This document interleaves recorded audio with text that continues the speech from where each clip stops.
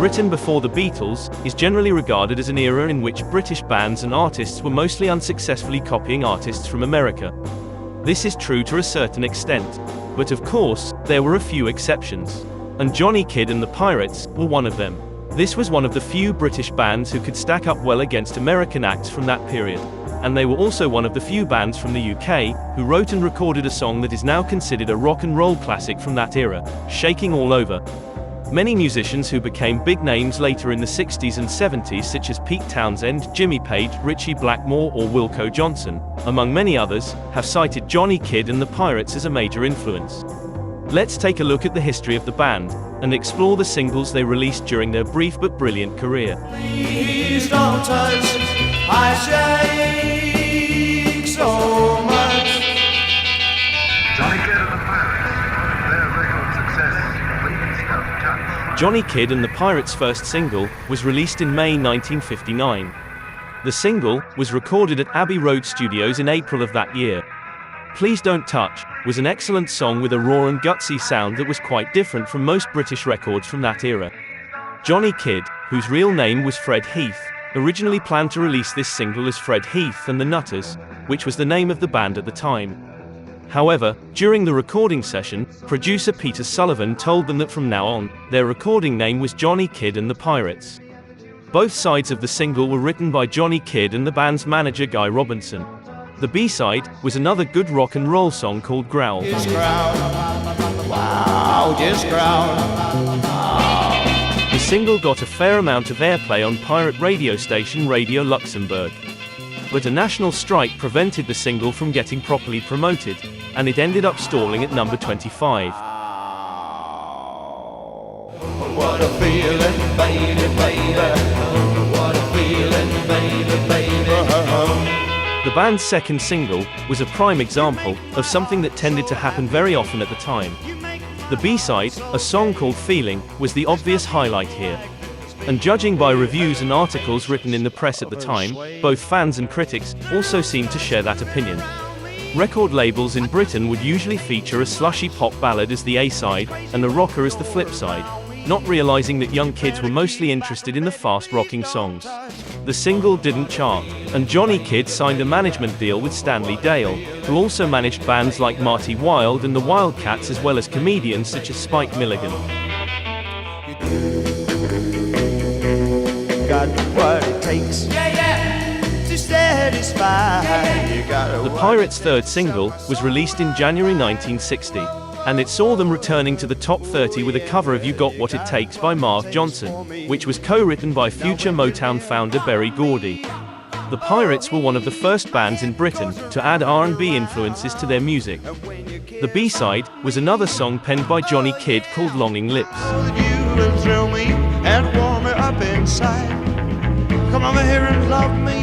The single only enjoyed moderate success, but 1960 was the start of a period of enormous popularity for the band. A few members left the group, so the management decided to hire new musicians. This became the first classic lineup of the Pirates. Their following single, released in May of that year, would end up becoming their biggest hit, and it's still to this day hailed as a landmark of British rock and roll.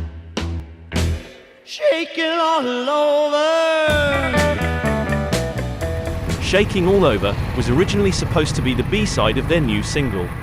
The day before the recording session, the group gathered at the Freight Train Coffee Bar in Soho and decided to write a B-side. Chas McDevitt, who was the owner of the place, allowed them to go to the basement of the coffee bar. The band sat on some Coke crates and wrote Shakin' All Over in less than 10 minutes. The next day, the band recorded the song in one take, with Joe Moretti providing additional guitar. Moretti had been a member of Vince Taylor and the Playboys, and he had already played on another British classic, Brand New Cadillac. Moretti provided the song's signature licks while Alan Caddy played rhythm guitar. The producer and the label were so impressed by the song that they decided to release it as the A-side of the single. It became a major hit. It topped the UK charts, and it's probably the best British track of the pre-Beatles era. Shakin' All Over has been covered and recorded by hundreds of artists over the years, including The Who, Iggy Pop, David Bowie's Tin Machine, and Wanda Jackson, who recorded a cover of the song a few years ago with Jack White on production duties. However, Johnny Kidd and the Pirates struggled to replicate the success of the song. Their following single was Restless. You don't know how restless you've made me. The song featured a great swampy guitar by Joe Moretti, and it had a similar atmospheric and hypnotic sound as Shakin' All Over. But it only managed to reach number 22 on the charts. And the two following singles fared even worse chart-wise. Linda Lou only managed to reach number 48. And Please Don't Bring Me Down didn't even manage to chart. Oh, please don't bring me down. The tune sounded too much like a rewrite of their previous hit, and it was destined to fail. The B-side would have been a much better choice as the top side. As long as you're in love with me, that's the way it's gonna be. The song featured a much fuller sound, and it actually became a classic of the group's live repertoire. This was the last single that the first classic lineup of the Pirates recorded. Due to lack of success, Brian Gregg and Clem Catini left the band and joined Colin Hicks and the Cabin Boys. Later in 1962, the three Pirates became members of the Tornadoes, whose song Telstar became the first British recording to top the charts in both the UK and in the States. Johnny Kidd found himself without a band, and he welcomed 1962 with a solo single featuring the Mike Sam Singers and Orchestra. Come on, people, hurry on back to love. Despite the fact that it was a different approach to his previous releases, this was actually a pretty good single that showed off Johnny Kidd's excellent vocal abilities. The B-side was another good song with a great atmospheric sound. Every time we're kissing and I feel your touch, I feel myself a shaking 'cause I thrill so much. The sax solo alone is worth the price of admission.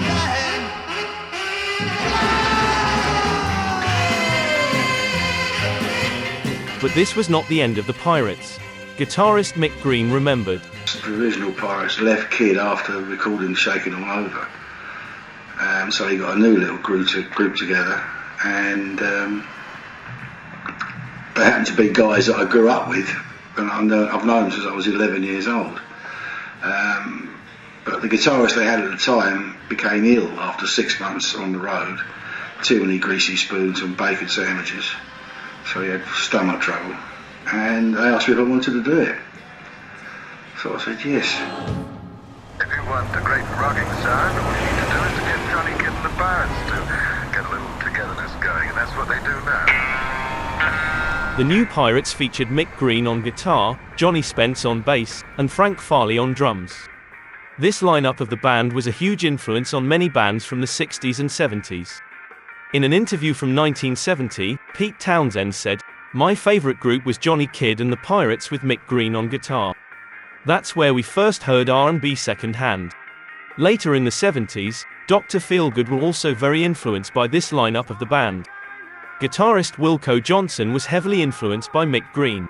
In an interview a few years ago, Wilko Johnson said, "My guitar hero was Mick Green, who played for Johnny Kidd and the Pirates, and he it was who had invented this fantastic percussive style of playing, which involves stabs. They might call stab like that, see?"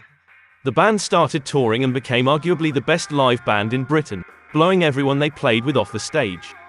In May 1962, the group played at the Cavern Club, becoming the first Southern English beat group to play there. Many leaders of local groups attended the gig to pick up ideas, and the band became very popular in Liverpool. In fact, they became so popular that a few months later, in August 1962, Johnny Kidd and the Pirates were supported by the Beatles on a special Liverpool riverboat shuffle organised by the Cavern. This new lineup also played in Hamburg for the first time, topping the bill at the Star Club and breaking attendance records with over 4,000 attendees on some nights of their 4-week stint. Their success in Germany resulted in Shakin' All Over, reaching the top of the German hit parade 2 years after its original release. The new lineup finally released their first single in November 1962.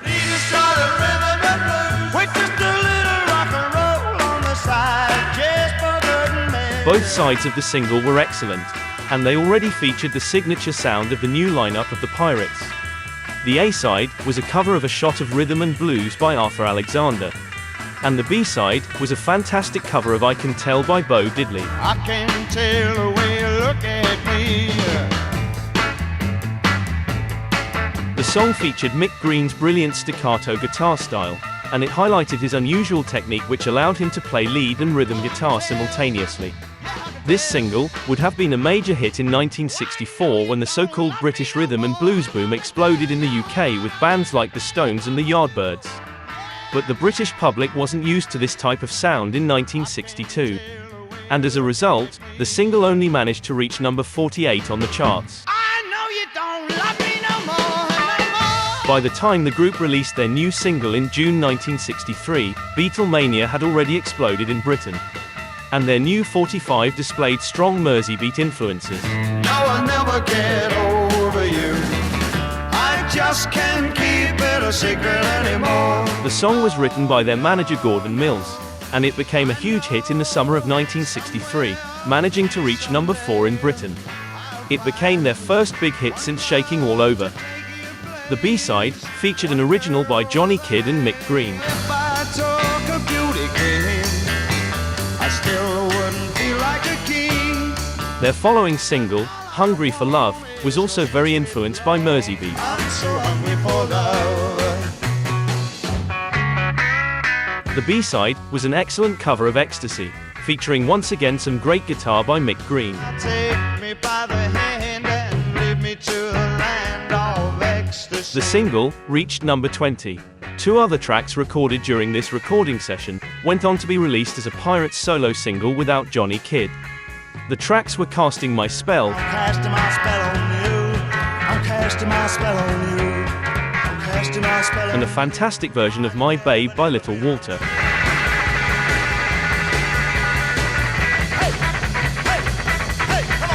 Both songs were part of the Pirates' 15-minute rhythm and blues slot before Johnny Kidd made his entrance during their live shows. 1963 was a very successful year for Johnny Kidd and the Pirates. And Johnny was even able to buy a large house in Harrow. But by 1964, the band was once again struggling to find success. The first single they released that year was a rather mediocre English adaptation of the Neapolitan song Santa Lucia. The flip side, however, was one of their greatest recordings. you. Talk about women. Well, I love them all. And I love them big. This is the song that gave the group Dr. Feelgood its name, and it wouldn't be strange to mistake it for a Dr. Feelgood track from the late 70s. You got the beat. That's all right with me. They call it the doctor. The song featured some great guitar playing by Mick Green. Oh, they call me the doctor. Oh, yeah. In my neighborhood. Oh, yeah. But the guitarist was starting to get fed up. Mick Green remembered. I mean, we started getting some stupid gigs. I mean, things that just didn't add up, you know, like a summer season in Blackpool with a dog act on before us. I'm not actually joking, there was like a poodle act on before us, and then they would go, right, here we have Johnny Kidd and the Pirates, you know, and you come out, and it's like old age pensioners sitting. I've got nothing against old age pensioners, but I don't like playing for them. And they were in the audience. A bit disheartening for like heavy duty rock and roll bands, you know. I think the manager really hadn't got a clue what he was doing. Hey, jealous girl, our love is plain to see. The band released their final single with Mick Green in March 1964. Jealous Girl was a decent beatlesque track, while the B-side was a cover of the Motown classic Shop Around. My mama told me, better shop around. It was a decent single, but it failed to chart. At that point, Mick Green decided to leave the band and join Liverpool group Billy J. Kramer and the Dakotas. Mick Green recalled, They were number 1 actually all over the world with little children when I joined them. So you can imagine I was 20 years old when we went to America, and well, it was just phenomenal. I mean, it was, you know, thousands of kids at the airport. We went just after the Beatles went to the States. Kramer went to the States with Jerry and the Pacemakers, and we toured both the East Coast and the West Coast. And it was just mayhem. It was absolute mayhem. In fact, for the first 6 months I was with Kramer, I never heard a note that I played. It just screams. Johnny Spence and Frank Farley remained in the band, but several guitarists joined and left the group, and all their following singles flopped. Whole Lotta Woman failed to chart. Takes a whole lot of loving to keep my baby happy. And so did the Birds and the Bees. Let me tell you about the stars in the sky and girl and the guy, the way they could kiss. More or less around that time, Canadian band The Guess Who recorded a cover of Shakin' All Over and took it to #1 in Canada and #20 in the States. Johnny Kidd and the Pirates made the mistake of rehashing their old classic and recorded a new version of the song, which not surprisingly meant nothing in the chart. One of the best songs they released during that period was perhaps a bluesy adaptation of Your Cheating Heart, the country classic by Hank Williams, which was released as the flip side of Whole Lotta Woman. Oh, sleep won't come.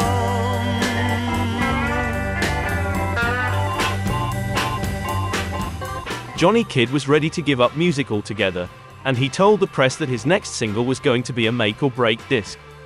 It's Got to Be You was finally released in April 1966. I need you near me day and night. The song was recorded without the Pirates. Johnny Kidd was backed by an orchestra arranged by Johnny Harris plus backing vocals by the Marionettes. The single failed to chart, and the Pirates broke up. In an interview several years later, Johnny Kidd's wife Jean Compton remembered. No, we were in trouble then. He was just laying on the sofa all day long. And I was doing everything. My parents were coming round and doing everything in the house. And no, he was very, very depressed about it all. You know, it must be very difficult for somebody that's been very high up to suddenly go quite so sort of low down, mustn't it? I had to do something fairly drastic actually, because he was kind of just giving up on everything, and I actually just walked out. I was only gone for 2 weeks, but he sorted himself out in that time because he knew it was serious. Organist Ray Soper, who was the only musician employed by Johnny Kidd at the time, got in touch with future Deep Purple bassist Nick Simper, who was a huge fan of the band. Nick Simper idolized Johnny Kidd, and he got in touch with his mates Roger Truth and Mick Stewart, who were also huge fans of the band. They knocked on Johnny Kidd's door and tried to persuade him to become the new Pirates. They all knew the Pirates' repertoire inside out, and after a couple of rehearsals, Johnny decided they were the right band to become the new Pirates. Johnny Kidd started touring again, and the new Pirates became a success among fans of the band. Johnny Kidd even claimed that they were the best band he'd ever had. This new lineup only managed to release one single.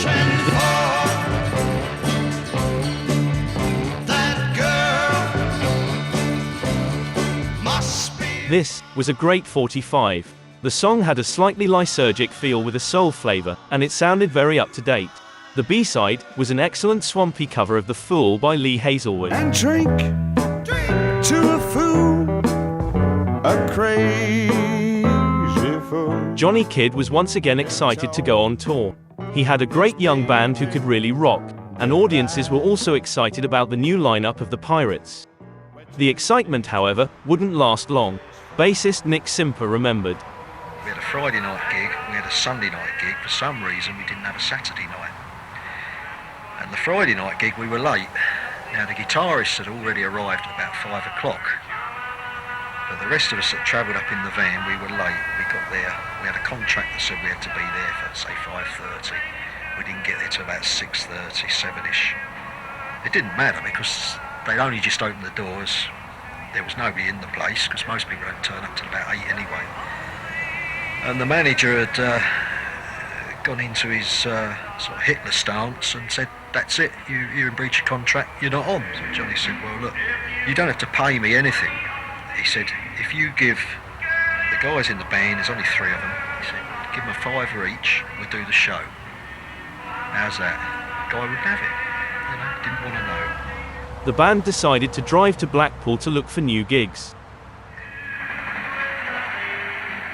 One minute the guy's just driving us along the road, and the next minute the steering wouldn't respond. And so consequently we went onto the wrong side of the road, and there happened to be a guy who just turned out onto the same road coming the other way. Of course he saw us on the wrong side, he just flashed his headlights and head on, bang, just like that. And that was the end of it.